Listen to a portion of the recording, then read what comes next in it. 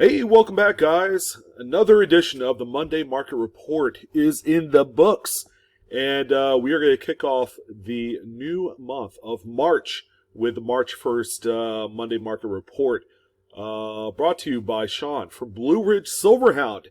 And yes, well, I gotta throw in my 2 cents into this whole thing. Okay, the coronavirus has been weighing heavily on a lot of people's minds. Of course, it's affected the stock market. It's affected the precious metals market.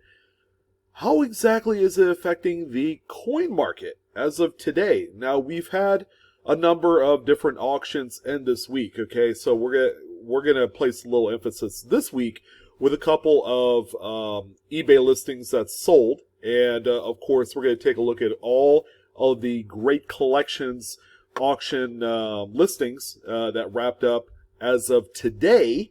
In addition, as kind of like a side note, the Stack's Bowers sale ended this week. Also, there was a large emphasis on a lot of kind of like, I don't know, a lot of vintage gold pieces from the 1800s, things like that.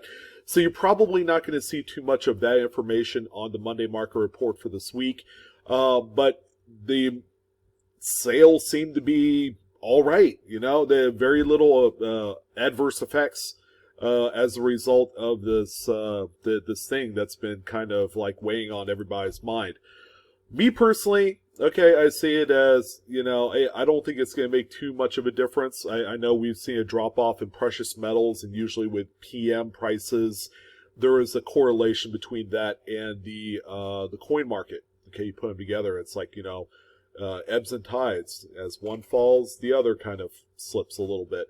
But of course, not because of any epidemic or anything like that. But usually, when the market's good, there's going to be less need for precious metals and investment quality coins. But anyways, enough about that. We are going to go ahead and jump into some of the selections for the week. I have 18 coins altogether, believe it or not, just based off of my general observation. There is a huge emphasis on mid-century coins, okay? And typically these are going to be higher mintage pieces from the 40s, 50s, but my list is virtually littered with a lot of high-grade examples. You're going to have to pay attention to some of these coins in the marketplace. If you have some like this, it also might be a little bit of a heads up for you guys. A coin possibly that you might have to send out to PCGS or NGC might seem like a real possibility. So, as you can see, I have my little pointer. If there's anything worthwhile pointing out, I will let you guys know. But let's go ahead and jump into the couple of eBay listings that sold for this past week. All right, starting with this gem right here. It's the 1931S Lincoln Wheat Cent. All right, so this one is commonly referred as a semi-key date. Okay, it's not the 1914D, it's not a 22 plane, it's not an 09 SVDB. But it's kind of like in between, those rare coins of the Lincoln Cent series and then some of the other ones. This one right here has a sub 1 million mintage kind of like threshold. So it is a semi-key dated coin. I think it's like 800 some odd thousand pieces were produced of this coin. But a lot of them were preserved in much higher grades. People, I believe, knew that this was going to be a low mintage release at the time, so a lot of people saved and preserved some of those nice mint state pieces. Now, the example you saw here is a PCGS mint state 66 plus full red example. This is typical for this era of coins, post Great Depression era of coins, where a lot of them even preserved at the highest mint state levels, seem to exhibit, just kind of like a few carbon spots. The strike's not fantastic, but this one is a nice example. So this one sold on February 26th of 2020 on eBay for $6,307, best offer. It probably sold somewhere in like that $5,500 to $6,000 range. but pretty nice example. Okay, an investment quality piece. The other eBay coin that I wanted to talk about is going to be this 1953. This is a proof Lincoln Wheat Cent coin right here. Okay, so it's available in limited numbers. It's a coin that traditionally is available from a proof set that is not cheap. It's a set that sells for about $200, $250, depending on what's in there. But finding coins that exhibit some of this really nice cameo frosting that you see here is pretty tough. Okay, it's just an overall difficult decade for proof coins to exhibit this kind of frostiness, and then some of the nice darker fields, kind of like the black mirrored fields that you see on these coins. Now, this one is also a doubled die obverse. It's an FS101. It's a consummate cherry picker's guide type variety. It's what I would consider to be somewhat of a minor doubled die, even though it's attributed as such in the cherry picker's guide. But this is a top pop coin at a proof 67 red, deep cameo by PCGS. This one sold February 28th of 2020 for the amount of $4,250. All right, so those are the two coins that I elected to choose that are recent sales on eBay. So let's go ahead and jump into some great collections listings that concluded today, as a matter of fact. So when you guys check it out first thing Monday or maybe Sunday night, you'll see a lot of these listings end very fresh, okay, as in within the last like 6 to 12 hours. So the first coin I wanted to talk about is one of the most common dates in the Lincoln Cent series. It's a 1958 Lincoln Wheatback Cent. This one, we've obviously come across these in myriad of different conditions. Even at the highest grades, they're still available out there in mid-state 64s, 65s, for relatively bargain prices, entry, usually like $5-10, and bam, you got one.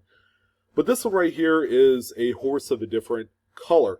It's a super high grade. It's a top pop coin. It's a PCGS mid-state 67 plus full red example. An obvious inclusion to a high-end registry set somewhere out there, and this one sold for $7,143.75. Something like this generally comes out of a BU roll. Okay, so it's cherry picked. It's going to be the finest of one of the coins in there, obviously. Now, the things that are a little bit deceptive, all these tiny little planchet marks on the highest devices are normal for these coins of this era. Okay, this one has a couple little nicks on the back here. But all in all, this is a super high graded coin. I feel like it probably, I don't know, I think 67 might be tops for this grade of coin, given the few little nuances and, nitpicky things that I personally don't like about the coin. But all in all, it's sold for a grip of cash. Okay, now talking about grip of cash, some of you probably have heard that the finest graded specimen of the 1955 double die obverse Lincoln Wheat Cent was available this past week on Great Collections. This is the example you see here. Kind of hard to believe that the highest grade of this coin is a mid-state 65 plus full red. You would figure there would be like a 66 out there, or possibly a 66 plus. But no, 65 plus is the top of the curve for this coin. Now, okay, it needs no introduction. Okay, this is the coin that we've seen and heard about through many coin publications on TV. It's just, this is a coin that is recognizable to even some less astute coin collectors out there. But this one right here is the single finest. It is also CAC certified, all right, and this one sold for a cool $124,875. That's a lot of cash. Now keep in mind, it hammered at $111,000. The buyer's premium is over $13,000. When you get up to the six figures for some of these collectible coins, and then you get a little shock at the end when you get your invoice that, oh yeah, we're going to add $13,000 buyer's premium. Yeah, it really takes stock that, if you're playing on this end of the pool, you are definitely playing with the big boys. This is a big boy coin that is obviously going to be a true investment vehicle for a long, long time.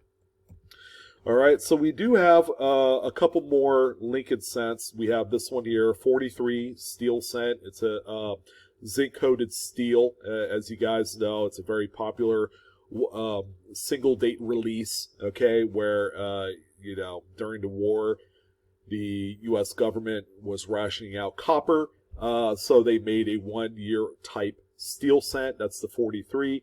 Now, this is a nice high-graded example. It's a Mid-State 68 by PCGS. It is also part of the Srotag collection. It's not on the label. It's actually a different provenance on here. But this one right here is sold for $2,317.50 this evening. And then finally, we have one more Lincoln cent. Okay, speaking of which, okay, you thought the 31S that you saw earlier was a really nice coin. This one, I feel like, is maybe a step above. It's a 1930S. Now, this is a coin of Lincoln cent that was not hoarded in the highest grade levels way back in the day compared to the 31S. Okay, there are more 30Ss than there were 31s by a pretty big margin. Okay, there's millions more of these made. Now, this one right here is a PCGS Mid-State 65 red. This is also a Srotag collection. As you can see, the coins are rotated on the screen because this was housed, or still is housed, in a first generation original green holder rattler. All right, so the reason why they call these PCGS slabs rattlers is that they didn't have the silicone piece on the inside that held the coin tightly. These things you could shake and literally rattle the coin around 360 degrees. So that's why this one has a little bit of a rotation on there. Now, I mean, it's a nice grade, 65 red, and with all of the things considering, someone paid $1,978.88 for this coin right here.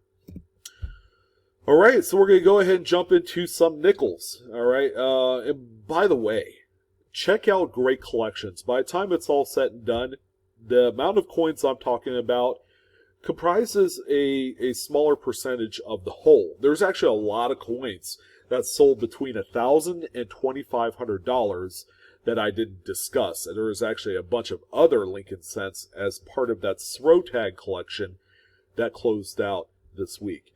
So this one right here is a 1945S. This is the manganese silver, wartime silver nickel that we're all used to seeing. Now, it does exhibit a yellowish toning, which is pretty normal for this kind of date of coin right here. This one right here is a Sunset Collection provenance piece. Okay, so it belonged to that collection. It's a nice high grade PCGS Mid-State 67 Plus with full steps. It is also QA certified. It's similar to CAC, only QA deals primarily with modern coins. Now, this one right here with the toning sold for $5,251.38. A tremendous high grade specimen. All right, the next one we have here is a 42 D Jefferson Nickel. Now, keep in mind the placement of the mint mark, which is to the right of the building, Monticello, and it's not above the dome right here. Okay, so this is actually a nickel composition, Jefferson Nickel. It's not the Silver Wartime type, so they did overlap and made both types for this particular date. Now, this one right here is a tremendous example. It's a PCGS Mid-State 68.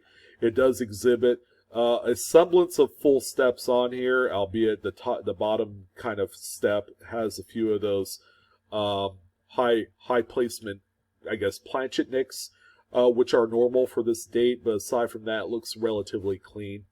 This one sold for $5,161.50 this evening.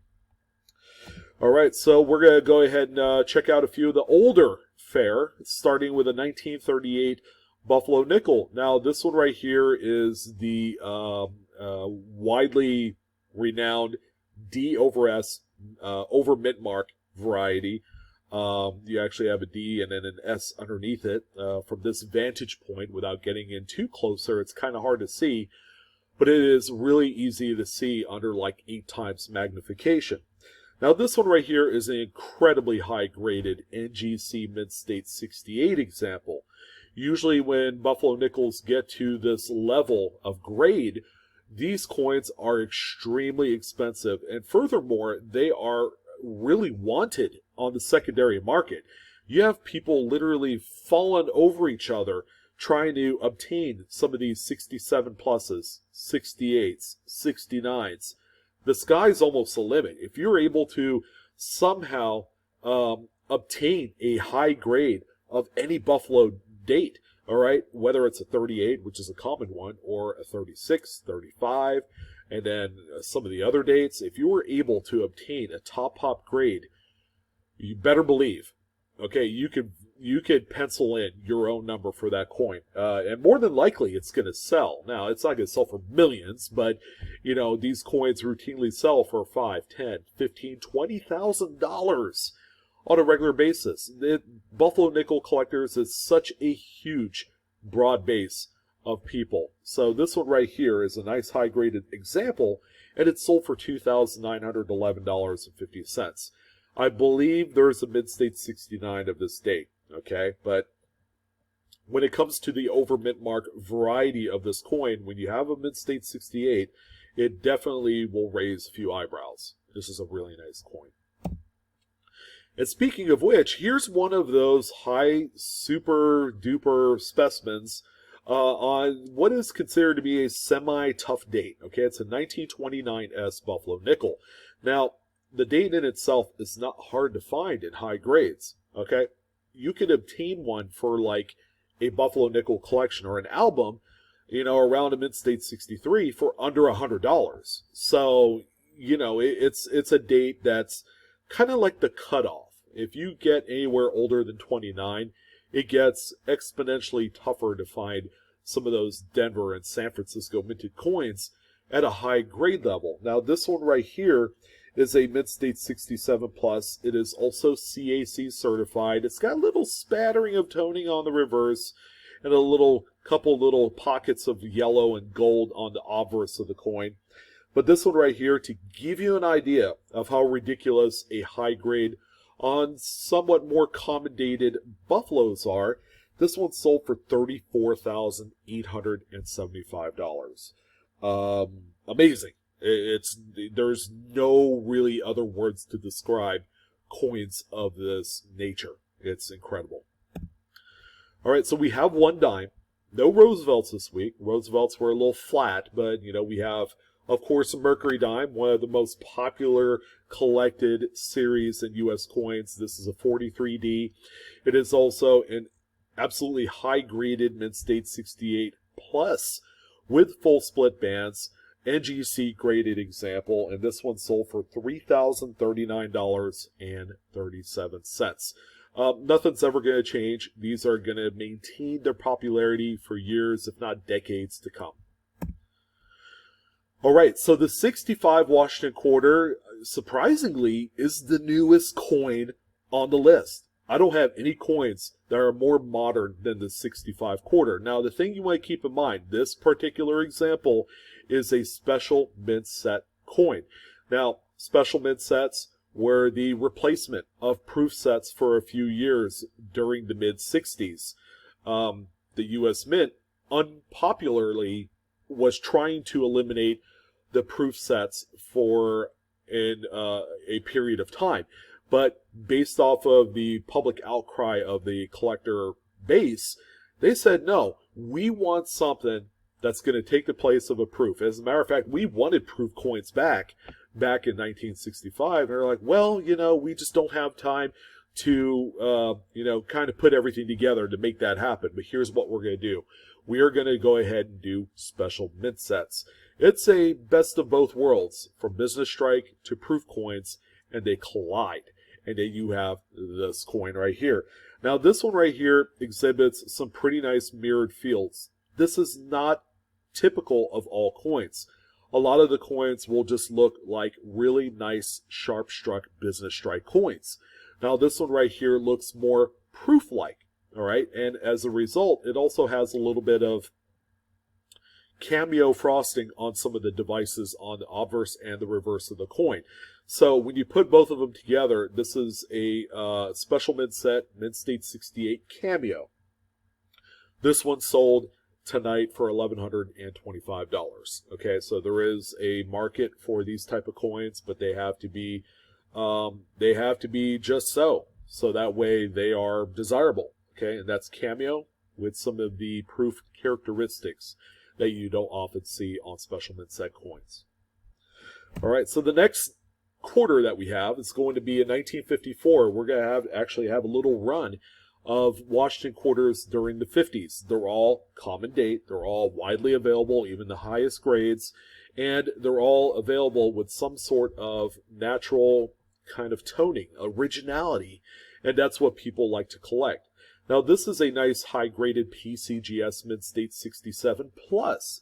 All right, it is also CAC certified, as you can see from this green sticker here.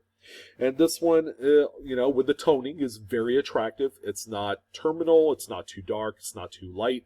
You know, it's kind of like just right. It's very nebulous. This one sold for $1,415.25. Pretty cool coin, one in which I'll probably end up in a registry set. So here's another nice, attractive Washington quarter. This is a 53D. This one grades out PCGS Mint State 67 Plus, CAC Green Bean certified with the toning. You have a lot of yellow, russet browns. You got a few pockets of pinkish, salmon-y type color. The reverse is very mottled.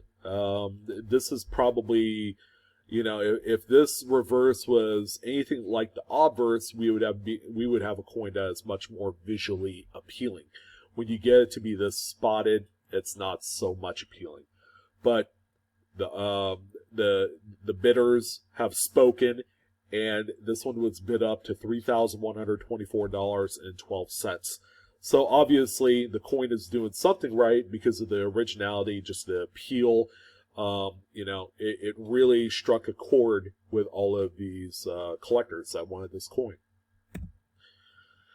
Now, talk about vanilla. This coin right here is probably 3 or 4 scoops of vanilla ice cream all slapped on there. It's blast white. There's not a whole lot going on with it. It's just a super duper clean, very immaculate coin, as you can see by the grade. PCGS Mint State 67 Plus, CAC certified. This one brought home $2,193.75.